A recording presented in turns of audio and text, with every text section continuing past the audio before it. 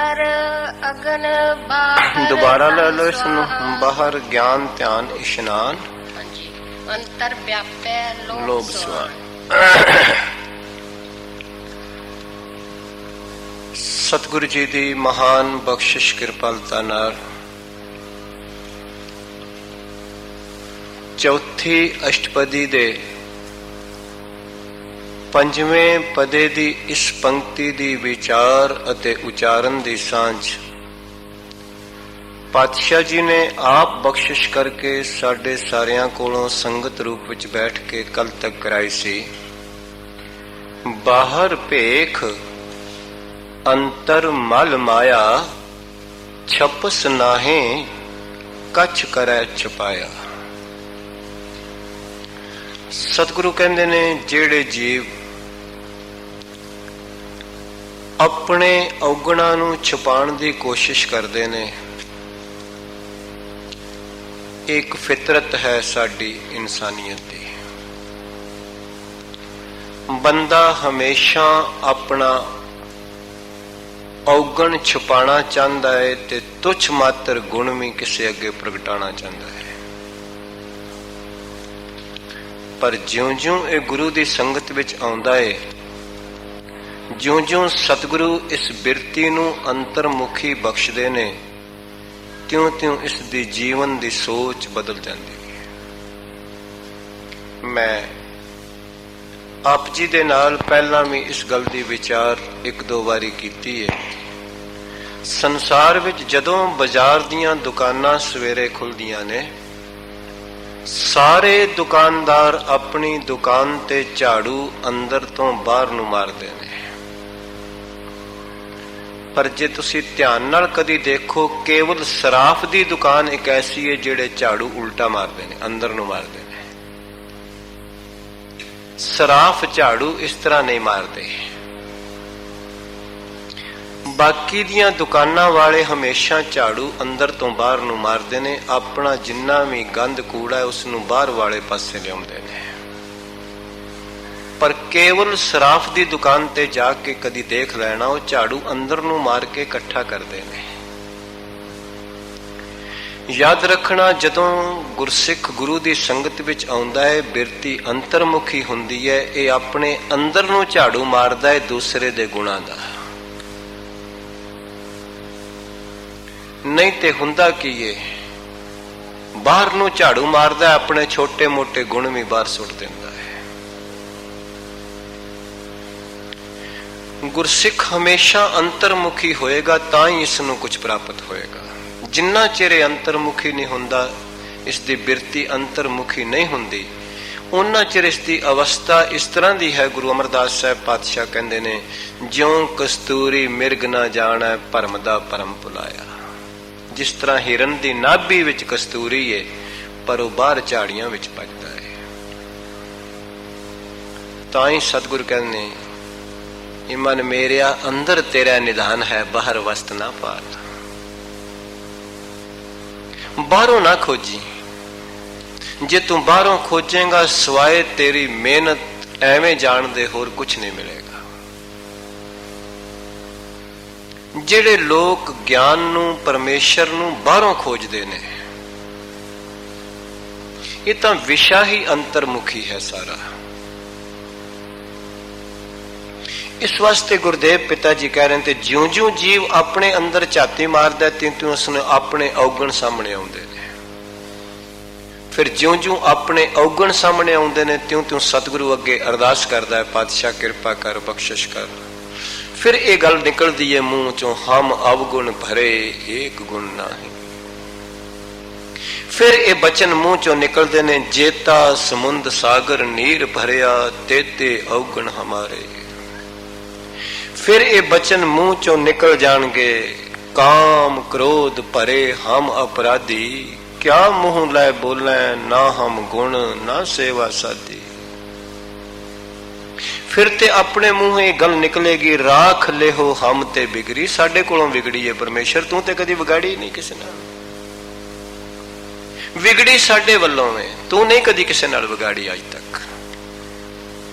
ਪਰ ਬੰਦਾ ਵਿਗਾੜਦਾ ਵੀ ਪਰਮੇਸ਼ਰ ਨਾਲ ਆਪ ਹੈ ਤੇ ਉਲਾਮੇ ਵੀ ਉਸ ਨੂੰ ਹੀ ਦਿੰਦਾ ਹੈ।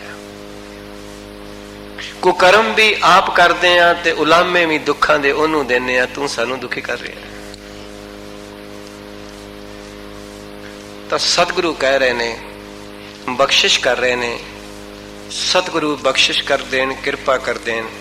ਮਹਾਰਾਜ ਕਹਿੰਦੇ ਨੇ ਐਸਾ ਹੋ ਰਿਹਾ ਹੈ, ਬਾਹਰ ਗਿਆਨ, ਧਿਆਨ, ਇਸ਼ਨਾਨ। ਤਾਂ ਗੁਰਦੇਵ ਜੀ ਬਖਸ਼ਿਸ਼ ਕਰ ਦੇਣਗੇ, ਕਿਰਪਾ ਕਰ ਦੇਣਗੇ। ਇਹ ਧਰਮ ਦੀਆਂ ਤਿੰਨ ਪਹਿਲੂ ਨੇ, ਇਸ਼ਨਾਨ ਵੀ, ਧਿਆਨ ਵੀ ਤੇ ਗਿਆਨ ਵੀ। ਪਹਿਲਾ ਸਰੀਰ ਦਾ ਇਸ਼ਨਾਨ। ਕਰ ਇਸ਼ਨਾਨ ਸਿਮਰ ਪ੍ਰਭ ਆਪਣਾ। ਤਾਂ ਮਹਾਰਾਜ ਕਹਿੰਦੇ ਨੇ ਬਾਹਰੋਂ ਤੇ ਬਹੁਤ ਗਿਆਨ ਦੀਆਂ ਗੱਲਾਂ ਵੀ ਕਰਦਾ ਹੈ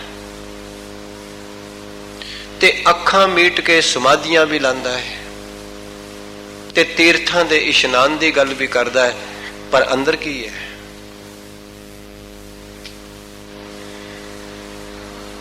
ਬਾਬਾ ਕਬੀਰ ਜੀ ਨੇ ਬੜੀਆਂ ਬਖਸ਼ਾਂ ਕੀਤੀਆਂ ਤੇ ਆਖਿਆ ਲੌਕੀ 68 ਤੀਰਥ ਨਾਈ। ਆਪ ਜੀ ਨੂੰ ਪਤਾ ਹੋਣਾ ਚਾਹੀਦਾ ਲੌਕੀ ਕਿਸ ਨੂੰ ਕਹਿੰਦੇ ਨੇ। ਲੌਕੀ ਦਾ ਮਤਲਬ ਲੋਕੀ ਨਹੀਂ, ਦੁਨੀਆ ਨਹੀਂ। ਯਾਦ ਰੱਖਣਾ, ਲੌਕੀ ਇੱਕ ਲੰਬੇ ਕੱਦੂ ਵਰਗੀ ਹੁੰਦੀ ਹੈ ਜਿਸ ਨੂੰ ਤੁੰਬੀ ਕਹਿੰਦੇ ਨੇ। ਤੇ ਇੱਕ ਗਾਥਾ ਐਸੀ ਆਉਂਦੀ ਹੈ ਇਤਿਹਾਸ ਵਿੱਚ ਕਿ ਕਈ ਲੋਕ ਤੀਰਥ ਤੇ ਜਾਣ ਲੱਗੇ ਤੇ ਬਾਬਾ ਕਬੀਰ ਨੂੰ ਕਹਿਣ ਲੱਗੇ, ਬਾਬਾ ਜੀ ਤੁਸੀਂ ਵੀ ਚੱਲੋ ਸਾਡੇ ਨਾਲ। ਬਾਬਾ ਕਬੀਰ ਕਹਿਣ ਲੱਗੇ, ਮੈਂ ਤੇ ਨਹੀਂ ਜਾ ਸਕਦਾ, ਪਰ ਤੁਸੀਂ ਆ ਮੇਰੀ ਲੌਕੀ ਲੈ ਜਾਓ, ਇਸ ਨੂੰ ਵੀ ਇਸ਼ਨਾਨ ਕਰਾ ਲਿਆਇਓ। ਤੇ ਕਹਿੰਦੇ ਨੇ ਜਿੰਨੇ ਵੀ ਤੀਰਥ ਯਾਤਰੀ ਗਏ ਉਸ ਲੌਕੀ ਨੂੰ ਨਾਲ ਲੈ ਗਏ। ਜਿਸ ਨੇ ਵੀ ਇਸ਼ਨਾਨ ਕੀਤਾ ਸਾਰਿਆਂ ਨੇ ਵਾਰੋ ਵਾਰੀ ਉਸ ਨੂੰ ਡੁੱਬੀ ਲਵਾਈ। ਜਦ ਵਾਪਸ ਲਿਆ ਕੇ ਬਾਬਾ ਕਬੀਰ ਜੀ ਦੇ ਸਾਹਮਣੇ ਰੱਖੀ ਤੇ ਬਾਬਾ ਕਬੀਰ ਨੇ ਪੁੱਛਿਆ, ਆਖਿਆ ਤੁਸੀਂ ਇਸ਼ਨਾਨ ਕੀਤਾ ਹੈ? ਹਾਂ ਮਹਾਰਾਜ ਅਸੀਂ ਵੀ ਕੀਤਾ ਹੈ, ਇਸ ਨੂੰ ਵੀ ਕਰਾਇਆ ਹੈ। ਬਾਬਾ ਕਬੀਰ ਕਹਿਣ ਲੱਗੇ ਲਿਆਓ ਦੇਖੀਏ ਕੁਝ ਸੁਭਾਅ ਵਿੱਚ ਤਬਦੀਲੀ ਆਈ ਹੈ। ਉਸ ਲੌਕੀ ਨੂੰ ਥੋੜਾ ਜਿਹਾ ਕੱਟਿਆ, ਉਸ ਤੁੰਬੀ ਨੂੰ ਬਾਬਾ ਕਬੀਰ ਨੇ ਤੇ ਚਖਾਇਆ ਉਹਨਾਂ ਲੋਕਾਂ ਨੂੰ ਜਿਹੜੇ ਇਸ਼ਨਾਨ ਕਰਕੇ ਆ ਕੇ ਲਿਆਏ ਸਨ। ਤੇ ਕਹਿਣ ਲੱਗੇ ਮਹਾਰਾਜ ਇਹ ਤੇ ਉਸ ਤਰ੍ਹਾਂ ਹੀ ਕੌੜੀ ਹੈ। ਤਾਂ ਸਤਿਗੁਰੂ ਨੇ ਪਵਿੱਤਰ ਬਾਣੀ ਅੰਦਰ ਇਹ ਬਚਨ ਅੰਕਿਤ ਕੀਤੇ, ਲੌਕੀ 68 ਤੀਰਥ ਨਾਈ, ਕੌਰਾ ਪੰਨ ਤਉ ਨਾ ਜਾਈ। 68 ਤੀਰਥਾਂ ਦਾ ਇਸ਼ਨਾਨ ਕਰਕੇ ਵੀ ਕੌੜਾਪਨ ਨਹੀਂ ਬਦਲਿਆ। ਸਿੱਖ ਹੇਮਕੁੰਟ ਸਾਹਿਬ ਵੀ ਜਾ ਆਇਆ, ਹਜੂਰ ਸਾਹਿਬ ਵੀ ਜਾ ਆਇਆ, ਹਰਮੰਦਰ ਸਾਹਿਬ ਵੀ ਜਾ ਆਇਆ, ਤਰਨ ਤਾਰਨ ਸਾਹਿਬ ਵੀ ਜਾ ਆਇਆ, ਪਰ ਸੁਭਾਅ ਵਿੱਚ ਕੋਈ ਤਬਦੀਲੀ ਨਹੀਂ, ਜੀਵਨ ਵਿੱਚ ਕੋਈ ਤਬਦੀਲੀ ਨਹੀਂ। ਜੀਵਨ ਵਿੱਚ ਤਬਦੀਲੀ ਨਹੀਂ ਤੇ ਫਿਰ ਤੀਰਥ ਵੀ ਨਹੀਂ।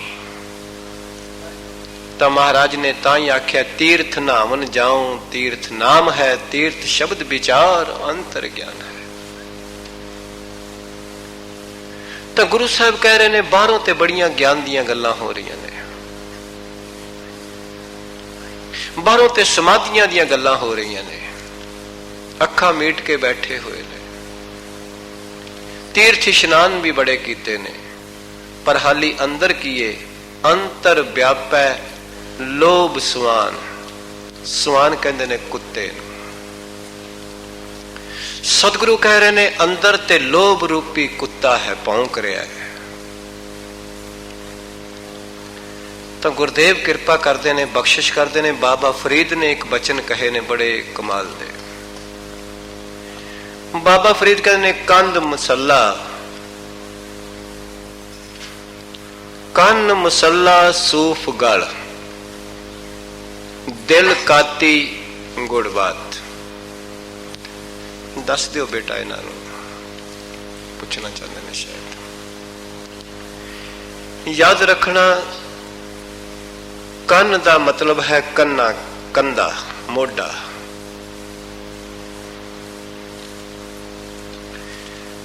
ਮੁਸਲਮਾਨ ਫਕੀਰ ਦੀ ਤਸਵੀਰ ਖਿੱਚੀ ਬਾਬਾ ਫਰੀਦ ਜੀ ਨੇ।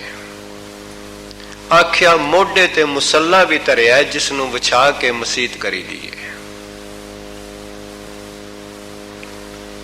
ਕੰਨ ਮੁਸੱਲਾ, ਸੂਫ ਗਲ, ਗਲ ਵਿੱਚ ਸੂਫੀ ਫਕੀਰਾਂ ਵਾਲਾ ਕਾਲਾ ਲਿਬਾਸ ਵੀ ਪਹਿਨ ਲਿਆ। ਦਿਲ ਕਾਤੀ ਗੁੜਵਾਤ, ਦਿਲ ਦੇ ਅਰਥ ਜਿੱਥੇ ਵੀ ਗੁਰੂ ਗ੍ਰੰਥ ਸਾਹਿਬ ਵਿੱਚ ਫਾਰਸੀ ਭਾਸ਼ਾ ਵਿੱਚ ਆਏ ਨੇ, ਇਸ ਦੇ ਦਿਲ ਦੇ ਅਰਥ ਮਨ ਹੈ। ਵੈਸੇ ਦਿਲ ਤੇ ਮਨ ਵਿੱਚ ਬਹੁਤ ਫਰਕ ਹੈ, ਜ਼ਮੀਨ ਤੇ ਅਸਮਾਨ ਦਾ ਫਰਕ ਹੈ। ਦਿਲ ਅਸਥੂਲ ਸਰੀਰ ਦਾ ਹਿੱਸਾ ਹੈ, ਮਨ ਸੂਖਸ਼ਮ ਸਰੀਰ ਦਾ ਹਿੱਸਾ ਹੈ। ਮਨ ਬੰਦੇ ਦਾ ਦੁਕਾਨ ਤੇ ਹੋਵੇ, ਘਰ ਹੋਵੇ, ਸਰੀਰ ਇੱਥੇ ਰਹਿ ਸਕਦਾ ਹੈ। ਮਨ ਇੰਗਲੈਂਡ ਚਲਾ ਜਾਏ, ਅਮਰੀਕਾ ਚਲਾ ਜਾਏ, ਆਸਟ੍ਰੇਲੀਆ ਚਲਾ ਜਾਏ, ਇੰਡੀਆ ਚਲਾ ਜਾਏ, ਸਰੀਰ ਬੈਂਕਾਕ ਵਿੱਚ ਰਹਿ ਸਕਦਾ ਹੈ। ਪਰ ਮਾਫ ਕਰਨਾ, ਜੇਕਰ ਦਿਲ ਕਿਧਰੇ ਚਲਾ ਜਾਏ ਤੇ ਸਰੀਰ ਨਹੀਂ ਰਹਿ ਸਕਦਾ। ਬੜਾ ਫਰਕ ਹੈ ਦਿਲ ਵਿੱਚ ਤੇ ਮਨ ਵਿੱਚ। ਮੈਂ ਦੁਬਾਰਾ ਬੇਨਤੀ ਕਰ ਦੇਵਾਂ, ਦਿਲ ਇਸ ਸਰੀਰ ਦਾ ਹਿੱਸਾ ਹੈ ਜੋ ਮੇਰਾ ਤੁਹਾਨੂੰ ਤੇ ਤੁਹਾਨੂੰ ਮੇਰਾ ਨਜ਼ਰ ਆ ਰਿਹਾ ਉੱਪਰਲਾ ਅਸਥੂਲ ਸਰੀਰ, ਪਰ ਮਨ ਸੂਖਸ਼ਮ ਸਰੀਰ ਦਾ ਹਿੱਸਾ ਹੈ। ਔਰ ਸੂਖਸ਼ਮ ਸਰੀਰ ਦੀ ਹੀ ਗੁਰੂ ਨਾਲ ਸੰਗਤ ਹੈ। ਇਸ ਸਰੀਰ ਦੀ ਸੰਗਤ ਨਹੀਂ ਹੈ ਗੁਰੂ ਨਾਲ। ਯਾਦ ਰੱਖਣਾ, ਜਿੰਨਾ ਚਿਰ ਸੂਖਸ਼ਮ ਸਰੀਰ ਦੀ ਸੰਗਤ ਗੁਰੂ ਨਾਲ ਨਹੀਂ ਹੋਏਗੀ, ਉਨਾ ਚਿਰ ਅਸਥੂਲ ਸਰੀਰ ਵਿੱਚੋਂ ਪ੍ਰਗਟ ਵੀ ਨਹੀਂ ਹੋਏਗੀ। ਸਤਿਗੁਰੂ ਇਹੀ ਗੱਲ ਕਹਿ ਰਹੇ ਨੇ। ਇਹ ਸਰੀਰ ਤੇ ਤੀਰਥਾਂ ਤੇ ਜਾ ਕੇ ਬੜੀ ਵਾਰੀ ਨਵਾਇਆ ਗਿਆ ਹੈ, ਪਰ ਜੇ ਮਨ ਨਹੀਂ ਨਹਾਤਾ ਤੇ ਫਿਰ ਯਾਦ ਰੱਖਣਾ, ਸੂਖਸ਼ਮ ਸਰੀਰ ਦੇ ਹਿੱਸੇ ਨੇ ਬਹੁਤ ਜ਼ਰੂਰੀ ਦੋ, ਮਨ ਤੇ ਬੁੱਧੀ, ਤੇ ਗੁਰੂ ਦੇ ਸ਼ਬਦ ਦਾ ਸੰਬੰਧ ਉਹਨਾਂ ਨਾਲ ਹੈ। ਸੰਗਤ ਕਰਨੀ ਹੈ ਮਨ ਤੇ ਬੁੱਧੀ ਨੇ। ਜੇ ਮਨ ਨੂੰ ਗੁਰੂ ਦੇ ਸ਼ਬਦ ਦੀ ਸੰਗਤ ਨਹੀਂ ਹੋਈ, ਜੇ ਬੁੱਧੀ ਨੂੰ ਗੁਰੂ ਦੇ ਸ਼ਬਦ ਦੀ ਸੰਗਤ ਨਹੀਂ ਹੋਈ, ਤਾਂ ਯਾਦ ਰੱਖਣਾ, ਤਨ ਦਾ ਕਈ ਸਾਲ ਦਾ ਵੀ ਬੈਠਣਾ ਕਿਸੇ ਕੰਮ ਨਹੀਂ ਆਵੇਗਾ। ਤੇ ਅਸੀਂ ਆਮ ਤੌਰ ਤੇ ਸੰਗਤ ਸਮਝਦੇ ਹਾਂ ਇਸ ਸਰੀਰ ਦੀ। ਸੂਖਸ਼ਮ ਸਰੀਰ ਦੀ ਸੰਗਤ ਹੋਏਗੀ ਸੂਖਸ਼ਮ ਨਾਲ, ਸ਼ਬਦ ਨਾਲ। ਮਹਾਰਾਜ ਨੇ ਜਪ ਦੀ ਬਾਣੀ ਅੰਦਰ ਸਪਸ਼ਟ ਕੀਤਾ ਹੈ। ਆਪ ਜੀ ਨੇ ਤੁਹਾਡੀ ਅਸੀਸ ਨਾਲ ਜੋ ਗੁਰੂ ਨੇ ਮੇਰੇ ਕੋਲ ਕਰਾਇਆ ਸੀ, ਸ਼ਾਇਦ ਤੁਸੀਂ ਉਹ ਸੁਣਿਆ ਵੀ ਹੋਏਗਾ ਟੇਪਾਂ ਵਿੱਚ। ਭਰੀਐ ਹੱਥ ਪੈਰ ਤਨ ਦੇਹ, ਪਾਣੀ ਧੋਤਾ ਉਤਰਸ ਖੇਹ, ਮੂਤ ਪਲੀਤੀ ਕੱਪੜ ਹੋਏ, ਦੇ ਸਾਬੂਨ ਲਈਐ ਉਹ ਧੋਏ, ਭਰੀਐ ਮਤ ਪਾਪਾਂ ਕੈਸਾ। ਬੜੇ ਮੇਰੀ ਗੁਰਦੇਵ ਨੇ ਖੋਲ ਕੇ ਗੱਲ ਕੀਤੀ। ਆਖਿਆ, ਹੱਥ ਜੇਕਰ ਭਰ ਜਾਏ ਮਿੱਟੀ ਨਾਲ, ਪਾਣੀ ਨਾਲ ਧੋ ਸਕੀਦਾ ਹੈ। ਕੱਪੜੇ ਗੰਦਗੀ ਨਾਲ ਭਰ ਜਾਣ, ਸਾਬਣ ਨਾਲ ਧੋ ਸਕੀਦੇ ਨੇ, ਪਰ ਜੇਕਰ ਮਤ ਭਰ ਜਾਏ ਪਾਪਾਂ ਨਾਲ, ਫਿਰ ਕਾਹਦੇ ਨਾਲ ਧੋਈਏ। ਜੇਕਰ ਬੁੱਧੀ ਪਾਪਾਂ ਨਾਲ ਮੈਲੀ ਹੋ ਜਾਏ, ਮਨ ਮੈਲਾ ਹੋਵੇ, ਉਹ ਕਾਹਦੇ ਨਾਲ ਧੋਈਏ। ਤਾਂ ਗੁਰਦੇਵ ਦਾ ਮੁਕੰਮਲ ਜਵਾਬ, ਉਹ ਧੋਪੈ ਨਾ ਵੈ ਕੈ ਰੰਗ। ਰੰਗ ਨਾਮ ਪਿਆਰ ਦਾ ਹੈ।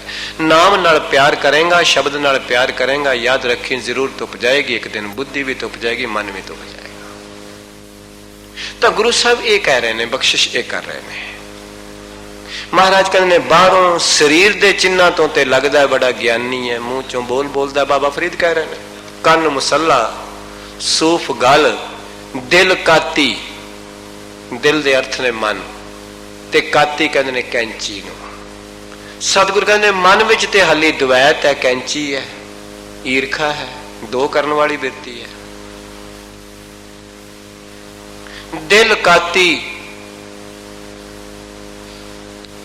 ਗੁੜ ਵਾਤ। ਗੁੜ ਕਹਿੰਦੇ ਨੇ ਮਿੱਠੇ ਨੂੰ, ਵਾਤ ਕਹਿੰਦੇ ਨੇ ਜ਼ੁਬਾਨ, ਮੂੰਹ ਨੂੰ।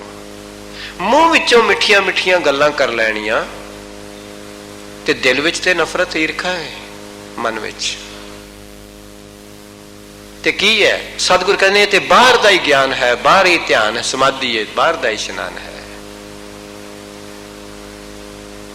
ਮਨ ਮੈਲੇ, ਸਭ ਕੁਛ ਮੈਲਾ, ਤਨ ਧੋਤਾ ਮਨ ਹੱਛਾ ਨਾ ਹੋਏ। ਤਾਂ ਸਤਿਗੁਰੂ ਜੀ ਬਚਨ ਕਰਦੇ ਨੇ, ਕਿਰਪਾਲਤਾ ਕਰਦੇ ਨੇ। ਤੇ ਆਪ ਜੀ ਨੂੰ ਪਤਾ ਹੋਣਾ ਚਾਹੀਦਾ ਹੈ, ਬਾਬਾ ਕਬੀਰ ਸਾਰੀ ਉਮਰ ਕਾਸ਼ੀ ਵਿੱਚ ਰਹੇ। ਜਦੋਂ ਆਖਰੀ ਸਮਾਂ ਨੇੜੇ ਆਇਆ, ਕਾਸ਼ੀ ਛੱਡ ਕੇ ਚਲੇ ਗਏ। ਬਾਹਮਣਾ ਨੇ ਪੁੱਛਿਆ, ਮਹਾਰਾਜ ਜਿਹੜਾ ਕਾਸ਼ੀ ਤੋਂ ਬਾਹਰ ਜਾ ਕੇ ਪ੍ਰਾਣ ਤਿਆਗੇਗਾ ਉਹ ਤੇ ਖੋਤੇ ਦੀ ਜੂਨ ਵਿੱਚ ਜਾਏਗਾ, ਤੁਸੀਂ ਕੀ ਕਰ ਰਹੇ ਹੋ? ਬਾਬਾ ਕਬੀਰ ਨੇ ਸੰਸਾਰੀ ਲੋਕਾਂ ਦਾ ਭਰਮ ਕੱਢਣ ਵਾਸਤੇ ਧੰਨ ਗੁਰੂ ਅਰਜਨ ਸਾਹਿਬ ਪਾਤਸ਼ਾਹ ਨੇ ਇਹ ਬੋਲ ਗੁਰੂ ਗ੍ਰੰਥ ਸਾਹਿਬ ਵਿੱਚ ਅੰਕਿਤ ਕੀਤੇ, ਮਨੋ ਕਠੋਰ ਮਰੈ ਬਨਾਰਸ ਨਰਕ ਨਾ ਬਾਂਚਿਆ ਜਾਏ। ਸਤਿਗੁਰ ਕਹਿੰਦੇ ਜਿਹੜਾ ਮਨ ਤੋਂ ਕਠੋਰ ਹੈ, ਜਿਹਦੇ ਮਨ ਵਿੱਚ ਕਦੀ ਦਇਆ ਨਹੀਂ ਆਈ, ਗੁਰੂ ਦਾ ਸ਼ਬਦ ਨਹੀਂ ਵਸਿਆ, ਉਹ ਬਨਾਰਸ ਵਿੱਚ ਵੀ ਮਰ ਜਾਏਗਾ, ਨਰਕ ਤੋਂ ਨਹੀਂ ਬਚ ਸਕਦਾ। ਮਨੋ ਕਠੋਰ ਮਰੈ ਬਨਾਰਸ ਨਰਕ ਨਾ ਬਾਂਚਿਆ ਜਾਈ, ਹਰ ਕਾ ਸੰਤ ਮਰੈ ਹਰੰਬੈ ਸਗਲੀ ਸੈਣ ਤਰਾਈ। ਸਤਿਗੁਰ ਕਹਿੰਦੇ ਨੇ ਜੇਕਰ ਤੂੰ ਹੜੰਬੇ ਦੀ ਧਰਤੀ ਵਿੱਚ, ਤੁਸੀਂ ਕਹਿੰਦੇ ਹੋ ਕੋਈ ਮਰੇਗਾ ਨਾਲ ਤੇ ਉਹ ਖੋਤੇ ਦੀ ਜੂਨ ਵਿੱਚ ਜਾਏਗਾ, ਪਰ ਰੱਬ ਦਾ ਪਿਆਰਾ ਤੇ ਜੇਕਰ ਉੱਥੇ ਵੀ ਪ੍ਰਾਣ ਤਿਆਗੇਗਾ, ਨਾਲ ਦੀਆਂ ਸੰਗਤਾਂ ਨੂੰ ਵੀ ਤਾਰ ਕੇ ਲੈ ਜਾਏਗਾ। ਗੁਰਦੇਵ ਕਹਿ ਰਹੇ ਨੇ। ਤੋ ਇਸ ਵਾਸਤੇ ਮਹਾਰਾਜ ਨੇ ਬਾਹਰ ਦੇ ਵਿਖਾਵੇ ਤੋਂ ਬੜਾ ਸੁਚੇਤ ਕੀਤਾ ਹੈ। ਤਾਂ ਗੁਰਦੇਵ ਕਹਿ ਰਹੇ ਨੇ, ਬਖਸ਼ਿਸ਼ ਕਰ ਰਹੇ ਨੇ, ਕਿਰਪਾਲਤਾ ਕਰ ਰਹੇ ਨੇ, ਬਾਹਰ ਗਿਆਨ ਧਿਆਨ ਇਸ਼ਨਾਨ, ਅੰਤਰ ਵਿਆਪੈ ਲੋਭ ਸਵਾਨ। ਅੰਤਰ ਤੇ ਲੋਭ ਰੂਪੀ ਕੁੱਤਾ ਭੌਂਕ ਰਿਹਾ। ਸਵਾਨ ਸ਼ਬਦ ਸੰਸਕ੍ਰਿਤ ਭਾਸ਼ਾ ਦਾ, ਕੁੱਤੇ ਨੂੰ ਕਹਿੰਦੇ ਨੇ। ਮੈਂ ਤੁਹਾਡੀ ਅਸੀਸ ਨਾਲ ਕੱਲ ਪਰਸੋਂ ਹੀ ਸੈਰ ਕਰਦਿਆਂ ਵੇਖ ਰਿਹਾ ਸਾਂ ਥਾਪਰਾ ਦੀ ਇੱਕ ਗਲੀ ਵਿੱਚ, ਤੇ ਮੇਰਾ ਅਚਾਨਕ ਧਿਆਨ ਦੋ ਕੁੱਤਿਆਂ ਦੇ ਆਪਸ ਵਿੱਚ ਲੜਦਿਆਂ ਚਲਾ ਗਿਆ। ਯਾਦ ਰੱਖਣਾ, ਕੁੱਤੇ ਦੀ ਪੂਛਲ ਵਿੱਚ ਬਹੁਤ ਭਾਰੀ ਗਿਆਨ ਛੁਪਿਆ ਹੋਇਆ ਹੈ। ਸਤਿਗੁਰੂ ਤੇਗ ਬਹਾਦਰ ਸਾਹਿਬ ਪਾਤਸ਼ਾਹ ਜੀ ਦੇ ਪਵਿੱਤਰ ਬੋਲ, ਸਵਾਨ ਪੂਛ ਜੋ ਭਇਓ ਨਾ ਸੂਦੋ। ਬਾਬਾ ਗੁਰੂ ਤੇਗ ਬਹਾਦਰ ਸਾਹਿਬ ਕਹਿੰਦੇ ਨੇ ਕੁੱਤੇ ਦੀ ਪੂਛਲ ਕਹਿੰਦੇ ਨੇ 12 ਸਾਲ ਕਿਸੇ ਨੇ ਪਾ ਦਿੱਤੀ ਸੀ ਬਾਂਸ ਵਿੱਚ, ਜਦੋਂ ਕੱਢੀ ਤੇ ਫਿਰ ਡਿੰਗੀ ਦੀ ਡਿੰਗੀ। ਤੇ ਕਦੀ ਤੁਸੀਂ ਧਿਆਨ ਨਾਲ ਦੇਖਣਾ, ਕੁੱਤੇ ਦੀ ਪੂਛਲ ਵਿੱਚ ਬਹੁਤ ਵੱਡਾ ਗਿਆਨ ਛੁਪਿਆ ਹੋਇਆ, ਜੇਕਰ ਕੋਈ ਲੈਣਾ ਚਾਹੇ ਤਾਂ ਹੀ ਸਤਿਗੁਰੂ ਨੇ ਗੁਰੂ ਤੇਗ ਬਹਾਦਰ ਸਾਹਿਬ ਨੇ ਬਾਣੀ ਵਿੱਚ ਉਹਦਾ ਹਵਾਲਾ ਦਿੱਤਾ ਹੈ। ਅੱਜ ਮੇਰਾ ਇਹ ਵਿਸ਼ਾ ਨਹੀਂ, ਵੈਸੇ ਕਈ ਕਿਸਮ ਦੇ ਕੁੱਤਿਆਂ ਦਾ ਜ਼ਿਕਰ ਗੁਰੂ ਗ੍ਰੰਥ ਸਾਹਿਬ 'ਚ ਹੈ। ਹਲਕਾ ਕੁੱਤਾ, ਪਾਲਤੂ ਕੁੱਤਾ, ਅਵਾਰਾ ਕੁੱਤਾ। ਕਦੀ ਕੁੱਤਾ ਆਪਣੇ ਸੁਆਮੀ ਦੇ ਸਾਹਮਣੇ ਪੂਛਲ ਮਾਰਦਾ ਹੈ, ਕਦੀ ਕੁੱਤਾ ਡਰ ਵਿੱਚ ਆਪਣੀ ਪੂਛ ਨੂੰ ਥੱਲੇ ਦਬਾ ਲੈਂਦਾ ਹੈ, ਤੁਸੀਂ ਕਦੀ ਧਿਆਨ ਨਾਲ ਦੇਖਿਆ ਹੋਵੇ, ਤੇ ਕਦੀ ਲਪੇਟਾ ਦੇ ਕੇ ਆਪਣੇ ਉੱਪਰ ਰੱਖ ਲੈਂਦਾ ਹੈ। ਜਦੋਂ ਉੱਤੇ ਰੱਖਦਾ ਹੈ ਉਦੋਂ ਹੰਕਾਰ ਦਾ ਪ੍ਰਤੀਕ ਹੈ, ਜਦੋਂ ਸੁਆਮੀ ਅੱਗੇ ਇਸ ਤਰ੍ਹਾਂ ਹਿਲਾਉਂਦਾ ਹੈ ਉਦੋਂ ਸ਼ਰਨਾਗਤੀ ਦਾ ਪ੍ਰਤੀਕ ਹੈ। ਮੈਂ ਬੇਨਤੀ ਕਰਾਂ, ਜਦੋਂ ਥੱਲੇ ਦਬਾ ਲੈਂਦਾ ਉਦੋਂ ਡਰ ਦਾ ਪ੍ਰਤੀਕ ਹੈ। ਸਤਿਗੁਰੂ ਨੇ ਇੱਕ ਇੱਕ ਬਚਨ ਗੁਰੂ ਗ੍ਰੰਥ ਸਾਹਿਬ ਜੀ ਅੰਦਰ ਇੰਨੀ ਬਖਸ਼ਿਸ਼ ਨਾਲ ਕੀਤਾ ਹੈ। ਮਹਾਰਾਜ ਕਹਿੰਦੇ ਨੇ ਇੱਥੇ ਹਲਕੇ ਕੁੱਤੇ ਦੀ ਗੱਲ ਹੈ। ਕਈ ਲੋਕ ਕੁੱਤੇ ਪਾਲਦੇ ਨੇ, ਉਸਨੂੰ ਬਹੁਤ ਕੁਝ ਖਵਾਉਂਦੇ ਨੇ, ਸੇਵਾ ਕਰਦੇ ਨੇ, ਉਹੀ ਕੁੱਤਾ ਵਫਾਦਾਰ ਹੁੰਦਾ ਹੈ, ਪਰ ਜੇਕਰ ਉਸਨੂੰ ਹਲਕ ਕੁੱਦ ਜਾਏ ਤਾਂ ਉਹ ਬੱਚਾ, ਉਸ ਕੁੱਤਾ ਫਿਰ ਆਪਣੇ ਮਾਲਕਾਂ ਨੂੰ ਵੀ ਵੱਢਣ ਲੱਗਿਆ ਪਰਹੇਜ਼ ਨਹੀਂ ਕਰਦਾ। ਉਹੀ ਕੁੱਤਾ ਜੇਕਰ ਉਹ ਹਲਕਾ ਹੋ ਜਾਏ, ਪਾਗਲ ਹੋ ਜਾਏ, ਉਹਨਾਂ ਮਾਲਕਾਂ ਨੂੰ ਜਿਸਨੇ ਉਸਨੂੰ ਰੋਟੀ ਪਾਈ ਹੈ, ਜਿਸਨੇ ਉਸਨੂੰ ਗਰਮੀ ਸਰਦੀ ਤੋਂ ਬਚਾਇਆ, ਦਵਾਈ ਕੀਤੀ, ਉਹਨਾਂ ਨੂੰ ਵੀ ਵੱਢਣਾ ਸ਼ੁਰੂ ਕਰ ਦਿੰਦਾ। ਰੱਬ ਨਾ ਕਰਾਏ ਸਮਾਜ ਵਿੱਚ ਜੇਕਰ ਕਿਸੇ ਨੂੰ ਲੋਭ ਦਾ ਹਲਕ ਕੁੱਦ ਜਾਏ, ਉਹ ਨਹੀਂ ਵੇਖਦਾ ਮੇਰੀ ਧੀ ਦੇ ਪੈਸੇ ਨੇ, ਉਹ ਨਹੀਂ ਵੇਖਦਾ ਮੇਰੇ ਭੈਣ ਦੇ ਪੈਸੇ ਨੇ, ਉਹ ਨਹੀਂ ਵੇਖਦਾ ਮੇਰੇ ਗੁਰਭਾਈ ਦੇ ਪੈਸੇ ਨੇ, ਮੇਰੇ ਨਾਲ ਬੜੀ ਜ਼ਿੰਦਗੀ ਚੰਗੀ ਲੰਘੀ ਏ, ਉਹ ਨਹੀਂ ਵੇਖਦਾ ਕਿਸੇ ਧਰਮ ਸਥਾਨ ਕਮੇਟੀ ਤੇ ਗੋਲਕ ਦੇ ਪੈਸੇ ਨੇ, ਸਾਰੇ ਰਗੜ ਜਾਂਦਾ ਹੈ।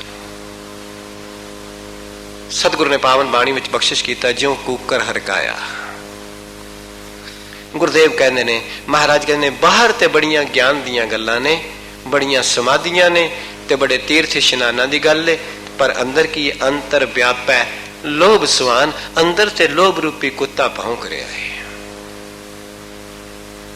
ਗੁਰਦੇਵ ਕਹਿ ਰਹੇ ਨੇ। ਹਾਂਜੀ, ਅੰਤਰ ਅਗਨ ਬਾਹਰ ਤਨ ਸਵਾ। ਸਤਿਗੁਰੂ ਕਹਿੰਦੇ ਨੇ ਅੰਦਰ ਤ੍ਰਿਸ਼ਨਾ ਦੀ ਅਗਨ ਹੈ।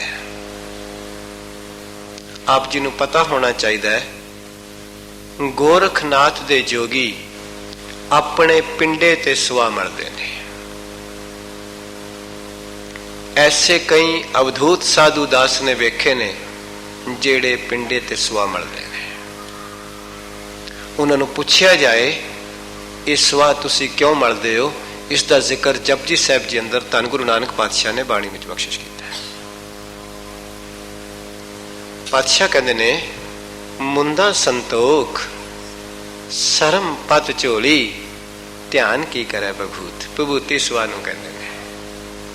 ਸਤਿਗੁਰੂ ਨੇ ਜੋਗੀਆਂ ਨੂੰ ਉਪਦੇਸ਼ ਕਰਦਿਆਂ ਇਹ ਬਚਨ ਕਹੇ ਕਿ ਸੁਆ ਮਲਣ ਦੀ ਲੋੜ ਨਹੀਂ ਸਰੀਰ ਤੇ।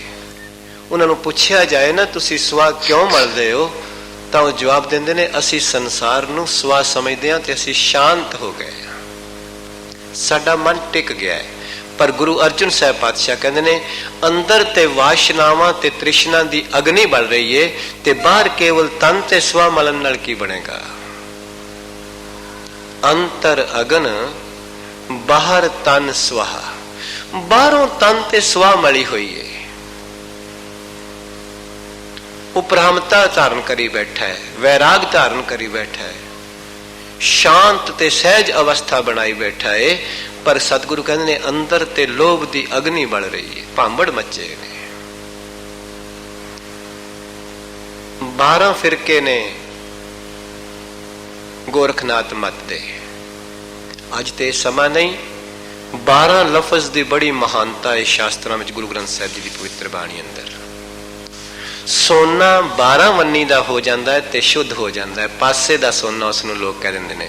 ਸਤਿਗੁਰੂ ਰਾਮਦਾਸ ਸਾਹਿਬ ਜੀ ਦੇ ਅਮੋਲਕ ਬਚਨ, ਜਿਉ ਕਣਕੋ ਕੋਠਾਰੀ ਚੜਿਓ ਕਬਰੋ ਹੋਤ ਫਿਰਿਓ ਜਬ ਤੇ ਸ਼ੁੱਧ ਭਏ ਹੈ 12। ਆ ਤੁਸੀਂ ਗਹਿਣੇ ਗੁਰੂ ਦੀ ਕਿਰਪਾ ਨਾਲ ਪਾਏ ਹੋਏ ਨੇ, ਇਹਨਾਂ ਵਿੱਚ ਥੋੜਾ ਬਹੁਤ ਖੋਟ ਹੁੰਦਾ ਹੈ। ਯਾਦ ਰੱਖਣਾ, ਜਦੋਂ ਸਰਾਫ ਦੀ ਦੁਕਾਨ ਤੇ ਜਾ ਕੇ ਸ਼ੁੱਧ ਕਰਾਉਂਦੇ ਨੇ ਨਾ ਲੋਕ, ਉਦੋਂ ਕੁਠਾਲੀ ਵਿੱਚ ਪਾ ਕੇ ਸਰਾਫ ਥੱਲਿਓਂ ਅੱਗ ਬਾਲਦੇ ਨੇ। ਜਦੋਂ ਸੋਨਾ ਜਿੰਨਾ ਚਿਰ ਵਿੱਚ ਖੋਟ ਹੁੰਦਾ ਬੜੀ ਤੇਜ਼ੀ ਨਾਲ ਵਿੱਚ ਕਮਲਾ ਹੋਇਆ ਫਿਰਦਾ ਹੈ ਗਹਿਣੇ। ਗੁਰੂ ਰਾਮਦਾਸ ਸਾਹਿਬ ਪਾਤਸ਼ਾਹ ਇਸ ਗੱਲ ਨੂੰ ਕਹਿੰਦੇ ਨੇ। ਤੇ ਜਦੋਂ ਸ਼ੁੱਧ ਹੋ ਜਾਂਦਾ, ਖੋਟ ਪਾਸੇ ਹੋ ਜਾਂਦਾ ਤੇ ਸੋਨਾ ਪਾਸੇ ਹੋ ਜਾਂਦਾ, ਉਸੇ ਵੇਲੇ ਟਿਕ ਜਾਏਗਾ, ਫਿਰ ਭੱਜੇਗਾ ਨਹੀਂ। ਮਹਾਰਾਜ ਕਹਿੰਦੇ ਨੇ ਇਸ ਮਨ ਵਿੱਚ ਜਿੰਨਾ ਚਿਰ ਵਿਕਾਰਾਂ ਦੇ ਖੋਟ ਹੈ, ਜਿੰਨਾ ਚਿਰ ਵਾਸ਼ਨਾਵਾਂ ਦਾ ਖੋਟ ਹੈ, ਉਹਨਾਂ ਚਿਰ ਚੰਚਲ ਹੈ। ਇੱਕ ਸੰਕਲਪ ਛੱਡਦਾ, ਦੂਸਰਾ ਪਕੜਦਾ, ਦੂਸਰਾ ਛੱਡਦਾ, ਤੀਸਰਾ ਪਕੜਦਾ, ਤੀਸਰਾ ਛੱਡਦਾ, ਚੌਥਾ ਪਕੜਦਾ। ਜਦੋਂ ਇਹ ਸ਼ੁੱਧ ਹੋ ਜਾਂਦਾ, ਇਹਦੇ ਵਿੱਚੋਂ ਸੰਕਲਪ ਵਿਕਲਪ ਨਿਕਲ ਜਾਂਦੇ ਨੇ, ਗੁਰੂ ਦੀ ਮੱਤ ਆ ਜਾਂਦੀ ਹੈ, ਫਿਰ ਇਹ ਖਲੋ ਜਾਂਦਾ ਹੈ, ਫਿਰ ਇੱਕ ਰਸ ਹੋ ਜਾਂਦਾ ਹੈ। ਉਸ ਨੂੰ ਹੀ ਗੁਰੂ ਸਾਹਿਬ ਨੇ ਉਨਮਨ ਅਵਸਥਾ ਕਿਹਾ, ਉਸ ਨੂੰ ਹੀ ਸਹਿਜ ਅਵਸਥਾ ਕਿਹਾ, ਉਸ ਨੂੰ ਹੀ ਸੁੰਨ ਅਵਸਥਾ ਕਿਹਾ। ਤਾਂ ਗੁਰਦੇਵ ਕਹਿ ਰਹੇ ਨੇ, ਬਖਸ਼ਿਸ਼ ਕਰ ਰਹੇ ਨੇ। ਮਹਾਰਾਜ ਕਹਿੰਦੇ ਨੇ ਅੰਤਰ ਅਗਨ, ਅੰਦਰ ਤੇ ਵਿਕਾਰਾਂ ਦੀ ਵਾਸ਼ਨਾਵਾਂ ਦੀ ਤ੍ਰਿਸ਼ਨਾ ਦੀ ਅਗਨੀ ਬਲਦੀ ਪਈ ਏ। ਬਾਹਰ ਤਨ ਸੁਆ, ਬਾਹਰੋਂ ਸਰੀਰ ਤੇ ਸੁਆ ਮਲ ਕੇ ਕਹਿਣਾ ਮੈਨੂੰ ਸ਼ਾਂਤੀ ਆ ਗਈ ਹੈ। ਗੱਲ ਪਾਤਸ਼ਾਹ ਕਹਿੰਦੇ ਨੇ ਕੋਈ ਗੱਲ ਬਣਦੀ ਨਹੀਂ, ਇਹ ਭੇਖ ਹੈ, ਇੱਕ ਝੂਠਾ ਬੋਰਡ ਹੈ। ਪਾਤਸ਼ਾਹ ਕਹਿ ਰਹੇ ਨੇ, ਗੁਰੂ ਅਰਜਨ ਸਾਹਿਬ ਕਹਿੰਦੇ ਹਾਂਜੀ, ਗਲ ਪਾਥਰ ਕੈਸੇ ਤਰੈ ਅਥਾ। ਗਲ ਦੇ ਲੱਲੇ ਨੂੰ ਸਿਆਰੀ ਹੈ ਗਲ ਵਿੱਚ। ਮਹਾਰਾਜ ਕਹਿੰਦੇ ਨੇ ਜੇਕਰ ਗਲ ਵਿੱਚ ਕਿਸੇ ਦੇ ਵੱਡੇ ਪੱਥਰ ਬੰਨਿਆ ਹੋਣ, ਭਾਰ ਬੰਨਿਆ ਹੋਵੇ, ਤੇ ਉਸ ਨੂੰ ਆਖੀਏ ਤੂੰ ਇਸ ਵੱਡੇ ਸਮੁੰਦਰ ਵਿੱਚ ਸਵਿਮਿੰਗ ਕਰਕੇ ਪਾਰ ਕਰ ਜਾ, ਕਿਸ ਤਰ੍ਹਾਂ ਕਰੇਗਾ, ਕਿਵੇਂ ਤਰੇਗਾ? ਤਾਂ ਮਹਾਰਾਜ ਕਹਿੰਦੇ ਨੇ ਵਿਕਾਰਾਂ ਦਾ ਤੇ ਗਲ ਵਿੱਚ ਪੱਥਰ ਪਏ ਹੋਏ ਨੇ, ਭੋਗਾਂ ਦੇ ਪੱਥਰ ਗਲ ਵਿੱਚ ਬੰਨੀ ਫਿਰਦਾ ਏ, ਤੇ ਸੰਸਾਰ ਰੂਪੀ ਜਿਹੜਾ ਸਮੁੰਦਰ ਅਥਾਹ ਹੈ, ਜਿਹੜਾ ਪਾਰ ਨਹੀਂ ਹੋਇਆ ਜਾ ਸਕਦਾ, ਉਸ ਨੂੰ ਕਿਵੇਂ ਤਰੀਏ? ਗਲ ਪਾਥਰ ਕੈਸੇ ਤਰੈ ਅਥਾਹ, ਕਿਵੇਂ ਤਰਿਆ ਜਾਏ? ਪਹਿਲਾਂ ਗਲ ਵਿੱਚੋਂ ਪੱਥਰ ਨਿਕਲਣ, ਪਹਿਲਾਂ ਸੰਕਲਪ ਤੇ ਵਾਸ਼ਨਾਵਾਂ ਵਿੱਚੋਂ ਨਿਕਲਣ, ਵਿਕਾਰ ਨਿਕਲਣ, ਭੋਗ ਵਿਲਾਸ ਵਾਲੀ ਬਿਰਤੀ ਨਿਕਲੇ। ਗੁਰਦੇਵ ਕਹਿੰਦੇ ਨੇ ਤਾਂ ਸਮੁੰਦਰ ਸੰਸਾਰ ਸਾਗਰ ਤਰਿਆ ਜਾਏਗਾ। ਮੈਂ ਬੇਨਤੀ ਕਰਦੇ ਵਾਂ, ਇਹਦੇ 'ਚ ਕੋਈ ਸ਼ੱਕ ਨਹੀਂ ਕਿ ਸੰਸਾਰ ਦੇ ਬੜੇ ਬੜੇ ਵੱਡੇ ਸਾਗਰ ਨੇ। ਪੈਸੀਫਿਕ ਓਸ਼ਨ, ਐਟਲਾਂਟਿਕ ਓਸ਼ਨ, ਬਹੁਤ ਵੱਡੇ ਵੱਡੇ ਨੇ, ਪਰ ਸਭ ਤੋਂ ਵੱਡਾ ਓਸ਼ਨ ਕਿਹੜਾ ਹੈ? ਸੰਸਾਰ ਸਮੁੰਦਰ, ਸਭ ਤੋਂ ਵੱਡਾ ਓਸ਼ਨ, ਜਿਸ ਦਾ ਜ਼ਿਕਰ ਭਗਤ ਨਾਮਦੇਵ ਜੀ ਮਹਾਰਾਜ ਕਰਦੇ ਨੇ। ਸੰਸਾਰ ਸਮੁੰਦੇ ਤਾਰ ਗੋਬਿੰਦੇ, ਤਾਰ ਲੈ ਬਾਪ ਬੀਠਲਾ। ਭਗਤ ਨਾਮਦੇਵ ਜੀ ਮਹਾਰਾਜ ਦੀ ਇਹ ਪੰਕਤੀ ਖੜਾ ਕਰ ਦਿੰਦੀ ਹੈ ਜੀਵ ਨੂੰ। ਆਖਿਆ ਮੈਂ ਕਿਉਂ ਨਹੀਂ ਤਰ ਸਕਦਾ, ਕਾਰਨ ਕੀ ਹੈ? ਲੋਭ ਲਹਿਰ ਅਤ ਨੀਜਰ ਬਾਜੈ, ਕਾਇਆ ਡੂਬੈ ਕੇਸ਼ਵਾ। ਆਖਿਆ ਜਦੋਂ ਮੈਂ ਸੰਸਾਰ ਸਮੁੰਦਰ ਵੱਲ ਝਾਤੀ ਮਾਰਨਾ, ਲੋਭ ਦੀਆਂ ਏਡੀਆਂ ਵੱਡੀਆਂ ਲਹਿਰਾਂ ਚੱਲ ਰਹੀਆਂ ਨੇ। ਤੁਸੀਂ ਕਦੀ ਟੀਵੀ ਸੁਣਦੇ ਹੋ ਨਾ, ਤੇ ਮੌਸਮ ਵਿਭਾਗ ਵਾਲੇ ਇੱਕ ਨਿਊਜ਼ ਦਿੰਦੇ ਨੇ ਕਿ ਬਹੁਤ ਸਾਰਾ ਤੂਫਾਨ ਆਉਣ ਦੀ ਸ਼ੰਕਾ ਹੈ, ਇਸ ਵਾਸਤੇ ਸਾਰੇ ਜਹਾਜ਼ ਆਪਣੇ ਆਪਣੇ ਟਿਕਾਣੇ ਤੇ ਲਗਾ ਲਓ, ਤੇ ਮਛੇਰੇ ਮੱਛੀਆਂ ਪਕੜਨ ਵਾਲੇ ਵੀ ਆਪਣੇ ਆਪਣੇ ਟਿਕਾਣੇ ਤੇ ਚਲੇ ਜਾਓ। ਅੱਜ ਦੀ ਸਾਇੰਸ ਇਸ ਤਰ੍ਹਾਂ ਦੀ ਕੋਈ ਇੰਸਟਰਕਸ਼ਨ ਇੰਡੀਕੇਸ਼ਨ ਦਿੰਦੀ ਹੈ। ਮੈਂ ਤੁਹਾਡੀ ਅਸੀਸ ਨਾਲ ਗੁਆਮ ਸਾਂ, ਤਕਰੀਬਨ 200 ਮੀਲ ਦੀ ਸਪੀਡ ਨਾਲ ਤੂਫਾਨ ਆਉਂਦੇ ਨੇ ਉੱਥੇ। 200 ਮੀਲ।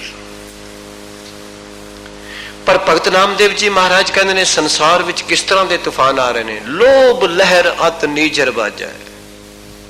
ਭਗਤ ਜੀ ਕਹਿੰਦੇ ਨੇ ਇੰਨੀ ਲੋਭ ਦੀ ਆ ਰਹੀਆਂ ਨੇ ਲਹਿਰਾਂ, ਜਿਹੜੀਆਂ ਜੀਵ ਨੂੰ ਕਦਮ ਨਹੀਂ ਪੁੱਟਣ ਦਿੰਦੀਆਂ ਗੁਰੂ ਵੱਲ। ਵਾਸ਼ਨਾਵਾਂ, ਤ੍ਰਿਸ਼ਨਾ, ਏਡੀਆਂ ਵੱਡੀਆਂ ਲਹਿਰਾਂ ਆ ਰਹੀਆਂ ਨੇ। ਲੋਭ ਲਹਿਰ ਅਤ ਨੀਜਰ ਬਾਜੈ, ਕਾਇਆ ਡੂਬੈ ਕੇਸ਼ਵਾ। ਅਨਲ ਬੇੜਾ ਹੋਂ ਖੇਵ ਨਾ ਸਾਕੋ। ਬਹੁਤ ਡੂੰਗੀ ਪੰਕਤੀ ਹੈ। ਅਨਲ ਕਹਿੰਦੇ ਨੇ ਹਵਾ ਨੂੰ। ਤੇ ਸ਼ਾਇਦ ਤੁਹਾਨੂੰ ਪਤਾ ਹੋਏਗਾ, ਹਵਾਈ ਜਹਾਜ਼ ਨੂੰ ਜਦੋਂ ਅੱਗੋਂ ਦੀ ਹਵਾ ਪੈਂਦੀ ਹੈ, ਫਲਾਈਟ ਲੇਟ ਹੋ ਜਾਂਦੀ ਹੈ। ਇਹ ਗੱਲ ਵੈਸੇ ਆਮ ਲੋਕਾਂ ਨੂੰ ਘੱਟ ਪਤਾ ਹੈ। ਉਹੀ ਸਫ਼ਰ ਪਿੱਛੋਂ ਦੀ ਹਵਾ ਹੋਵੇ, ਫਲਾਈਟ ਜਲਦੀ ਪਹੁੰਚ ਜਾਂਦੀ ਹੈ।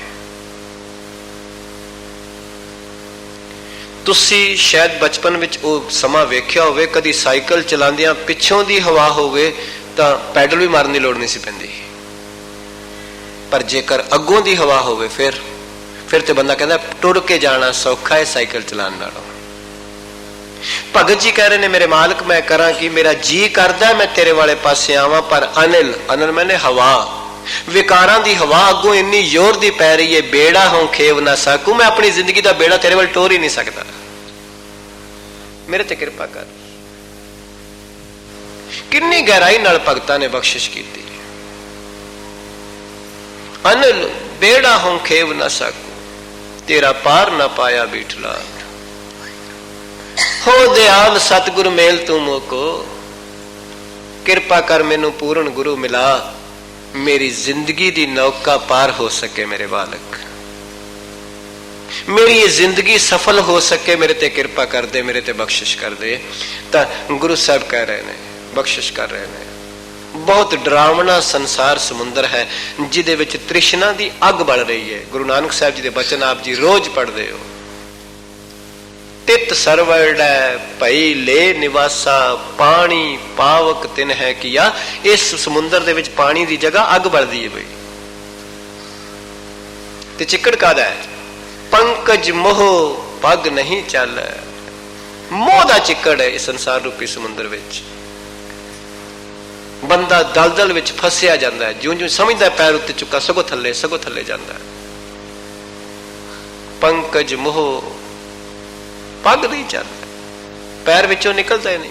ਗੁਰੂ ਨਾਨਕ ਪਾਤਸ਼ਾਹ ਕਹਿੰਦੇ ਨੇ ਹਮ ਦੇਖਾ ਤਹਿ ਡੂਬੀ ਲੈ। ਸਤਿਗੁਰ ਕਹਿੰਦੇ ਮੈਂ ਵੇਖਿਆ ਸੰਸਾਰ ਡੁੱਬ ਰਿਹਾ, ਇਹਦੇ ਵਿੱਚ ਮੈਂ ਦੇਖ ਰਿਹਾ ਸੰਸਾਰ ਡੁੱਬ ਰਿਹਾ ਹੈ।